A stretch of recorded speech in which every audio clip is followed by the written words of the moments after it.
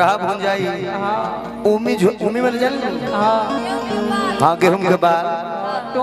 की हो रहा भुंजाई हो अरे उमियो झोलाई मन बताया जई हो गुरु जी एक बार चढ़ जाके खाली यही ले हमें और ही के ललकी ओढ़निया ये जान खरी हनिया में आ जाइयो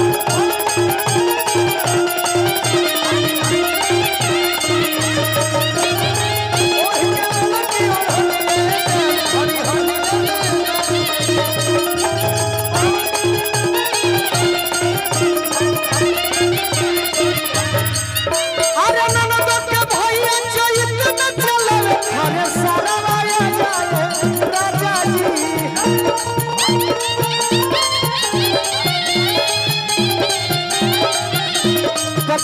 कोई लड़के को दिल में उठाए राजा जी कोई लड़के को दिल में उठाए अरे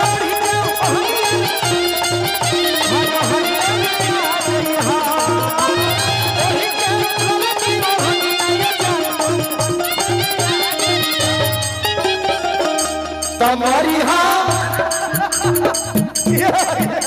अंदानी तुम्हारी हाँ लक्ष्मी के लाल पोट पाउडर धनी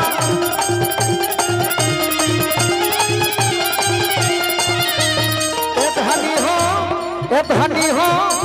अखिया में लइहा तू का जहरा अखिया में लइहा तू का जहरा गम गम गम की हसन के पूरा शिशि डरका जई है जान गम गम गम की हसन के शिशि धरका के तू जई हो ओढ़ी के तू ललकी ओढ़निया ये जान खरी हनिया में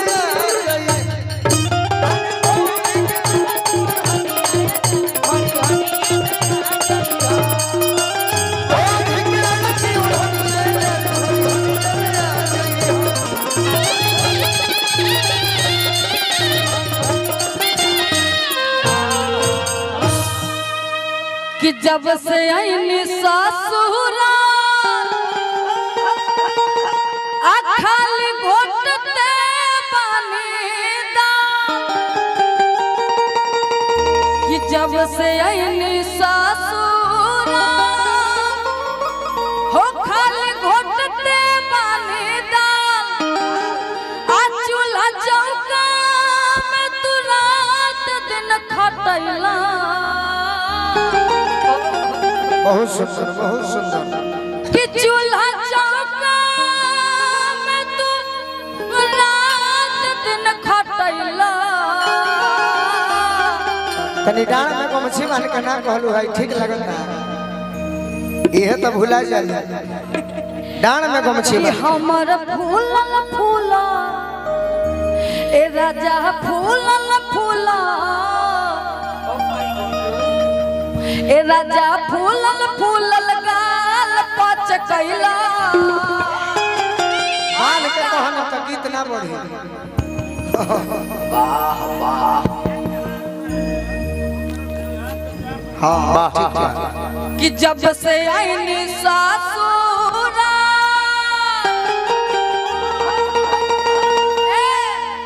खाली घोटते बानी दान चूल्हा चौका में तू रात दिन खटैला कि चूल्हा चौका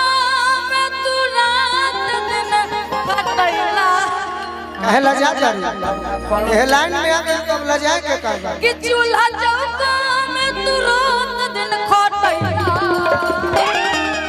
हमर फूलल फूला हमर फूलल फूलल गाल पच कैला जवानी रजवा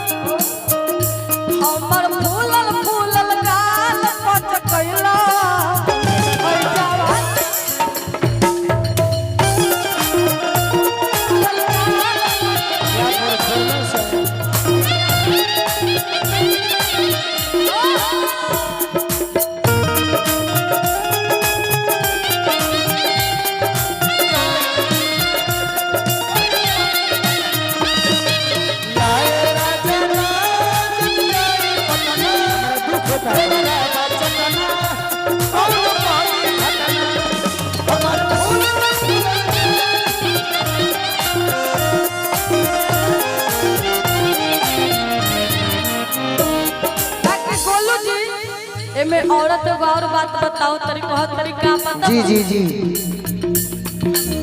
सुख धनोस तो पिया तो निरोस मत जाम हो जाए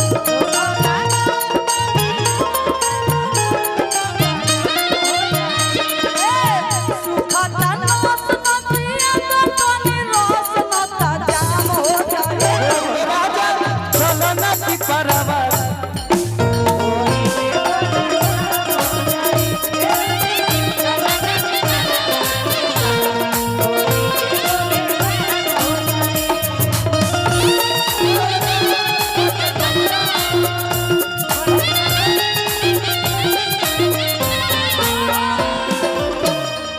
औरत बड़ी सुंदर भाव बताओ तरीका लगे तो हर बचपन से चाल जी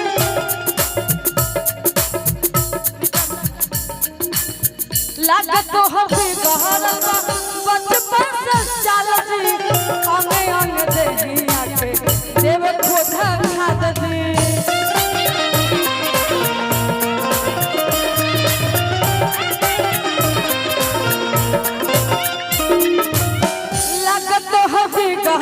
बचपन से चल जी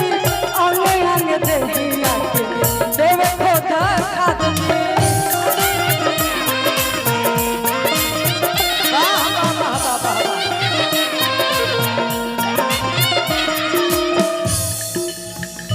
गोरे गलिया पर गोरे गलिया पर दांत तू करैला गोरे गलिया पर दांत तू करैला ओइ जवानी रजवा माटी में मिलैला गोरे गलिया पर दांत तू करैला ओइ जवानी रजवा माटी में मिलैला हमर फूला फूलल गाल मच कैला ऐ जवानी रजवा माटी में मिलैला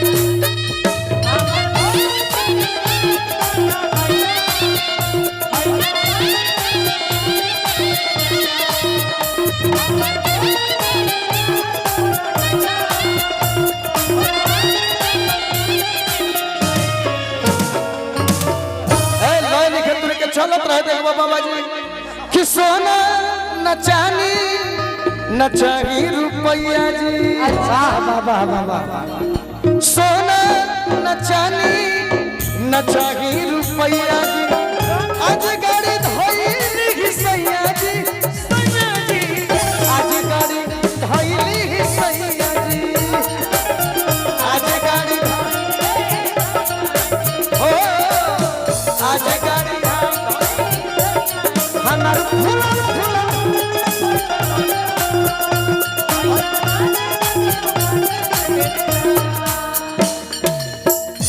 अगर ई गाना के आगे बढ़ाइबो तो ठीक बा न तो जितना सुंदर चंदन के संग डांस कैलू हा आयो हम भाई बाबा के भी रेस्ट देल चाहो कब से बजावता हो यो बात के समझे लेकिन साइड गोलू के चैत हो जाने के भाई